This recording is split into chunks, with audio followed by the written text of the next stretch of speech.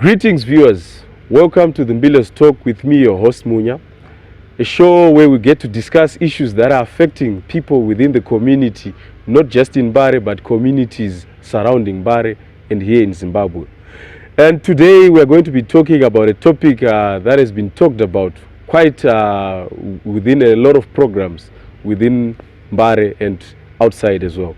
Today we are going to be talking about suicide prevention, and with me I've brought Deborah, who I'll be rolling with within this show. And Deborah, I think you may want to introduce yourself to the audience. Thank you very much, Munya. My name is Deborah Taduana. I'm a social work consultant. Okay. I work with an organization that is called Wise Women Win. Our objective basically is to help people to cope with the stresses of life. So we come into the society, we encourage people basically to cope with life stresses. Okay, yes. Interesting. So let's just dive right straight into it. Before we even talk about suicide prevention, I'm sure a lot of people would want to know what suicide is, and if possible, you may want to also share some of the experiences that you've went through, even growing up, or Thank you, Munya. Very interesting. 28 years ago, I was 14 years old. I had lost my grandmother, who was very dear to me and taking care of me. I was struggling with school fees payment. I did not understand why my parents had divorced, and I was on the verge of committing suicide. I remember in that moment, I went to a lonely place and I cried out. I remember crying and crying and crying. And then I reached out to my Creator and I said, Lord, what can I do in this situation? I am stuck. I just want to end my life. I was contemplating, I was calculating how I can just end my life and follow my grandmother. But at that very moment, after I had cried and cried and cried, I suddenly felt a surge of comfort. And when I felt like that, I went back home and began to play with others. And today I'm here and encouraging other people in the community. So suicide is a calculated, deliberate act to actually kill oneself. But I'm so glad that I survived that phase in my life. Yeah, I think I wouldn't have seen you today if you had actually contemplated.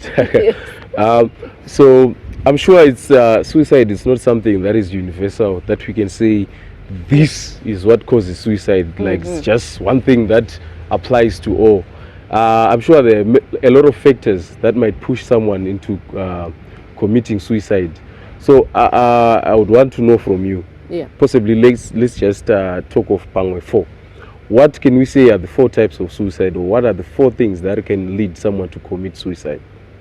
Okay, so because people are people that exist in a society. Okay. So you have 2 ends of what happens, what actually leads people to commit suicide. So there's social integration and then there's social regulation. Okay. So social integration is really the ability of a person to be absorbed into a society and work with that society and be part of the norms and the values of a society. So you have egoistic suicide. Okay. This is when social integration is very weak and the person struggles to find meaning in life. There is no tether, there are no ties with a society. And so a person reaches a place where they are depressed and they are sad, and because they cannot fit in to a given society, they become melancholic. Okay. Yes, and this can actually lead to suicide. And then you have altruistic suicide. This is where integration is very, very high. And from studies, it has been seen that it's not common for suicide to happen in such societies. Okay. But you do have a place where people will actually sacrifice themselves for a society, or give themselves as a ransom. And then that constitutes suicide. Or like suicide bombing. Yes, like suicide bombing. That is a altruistic suicide. But then there is also anomic suicide when we come to talk about the regulation side of things. So when we talk about social regulation, we're talking about society's control on an individual. Okay. Yes. So in anomic suicide, the regulation is too weak. So when regulation becomes too weak, a person can become confused. Okay. You know, they don't know. So how do I maneuver myself into the norms are not clear in that society. Values are not clear. And so, you know, a person struggles with that, and this can actually lead to suicide. Okay. But then there is also fatalistic suicide, you know, where regulation is too high.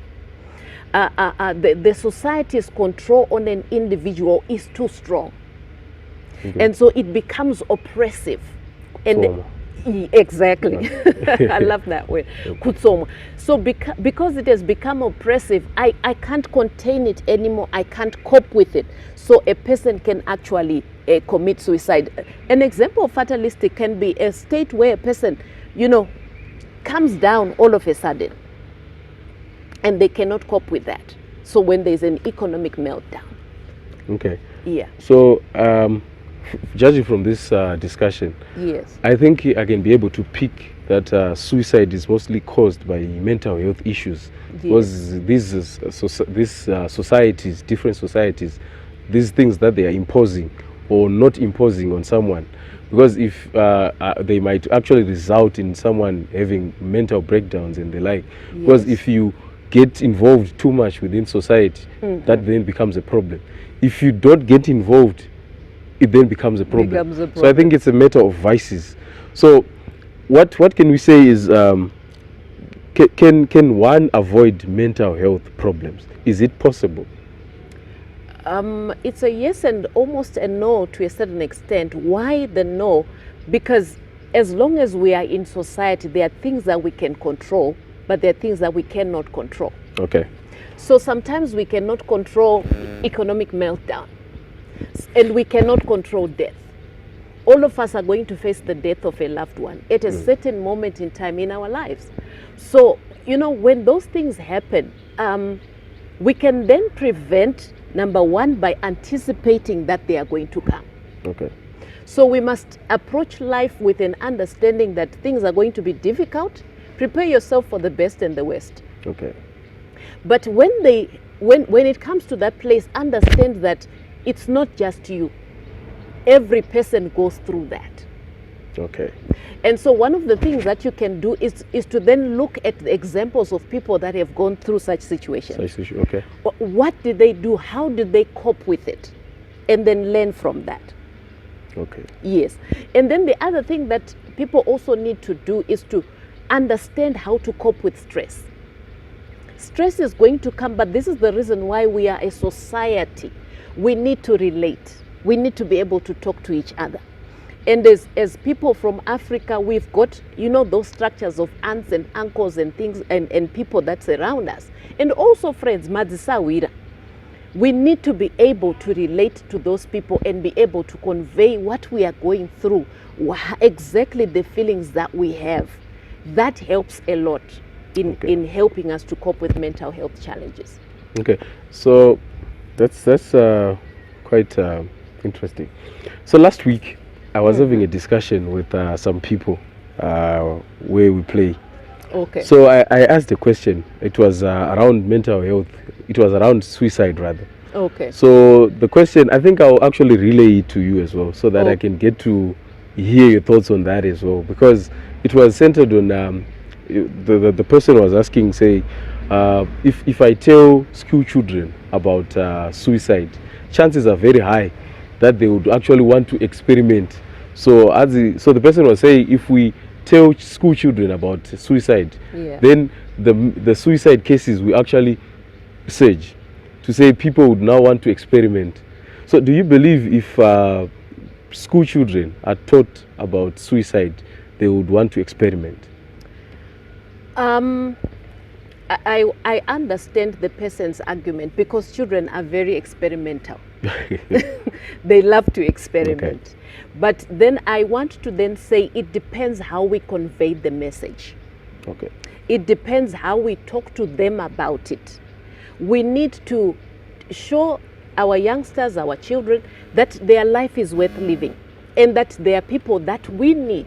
And the reason why we are talking about it is we want them to be preserved. So that needs to come in the beginning. And then we can then talk about types of suicide and, you know, and then also talk to them about how they can prevent their colleagues from committing suicide, so that they are actively involved in the process of saving each other. Okay, okay. Yes. So I think we've reached a point where we can say, because you seem someone who's very knowledgeable when it comes to these issues of mental health and suicide. So what kind of advice would you give to someone who's possibly, like, we know that these are the signs of suicide, these are the signs of someone who's suicidal. Okay. These are the signs that we have. So when you encounter such a person, what is it that you're supposed to do? Like, when you see that this person is suicidal, what kind of assistance will you most likely give to that person? Okay, so be accepting. Accept that person is there. Yes. And if it has reached a point where you really can see that this person is about to commit suicide, don't leave that person. Don't leave them. Refer them to a professional. Okay. Yes. As an organization, we offer counseling, we offer support, so we can actually be a referral. Okay. But any place where people can find help, because sometimes you don't have a professional on site. Okay. If there is a church close by, take the person to that church. If there is a hospital close by, usually they will have people who do psychosocial support in the hospitals. Yes. Or counseling. Take a person there. If there is a school, take a person there. There are usually psychosocial support teachers in almost all the schools nowadays. Yes. Okay. So understand the person, accept the person, don't judge the person, then help them to get to a professional. If you can, encourage the person and help the person to see why life is worth living. Oh, okay. Yes.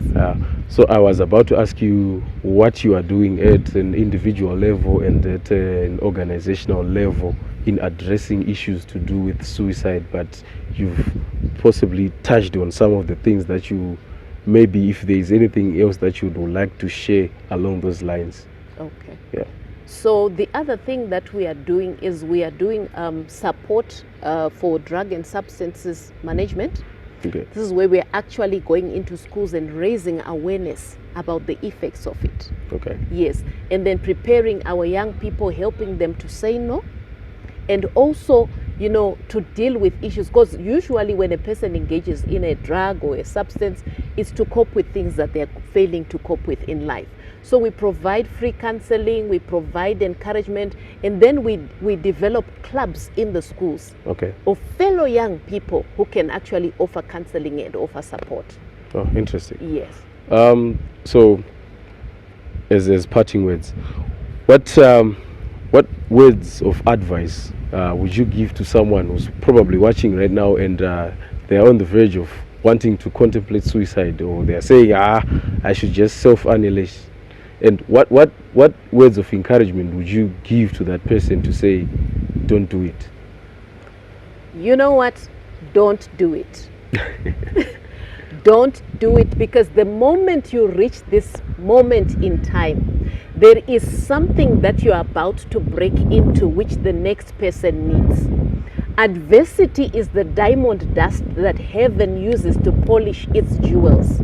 So in that place, in that position, if you would just take another step and leave, you discover that you become a pioneer of how people can be helped with the very problem that you want to end your life with. So please, don't do it. We need you. Stay alive. Auntie Mashinzo. Another thing, Deborah. Yes.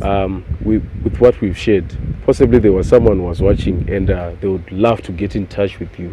Yes. How best should they contact you? Okay. They can reach me on my WhatsApp platform. So my WhatsApp number is 0719 761818.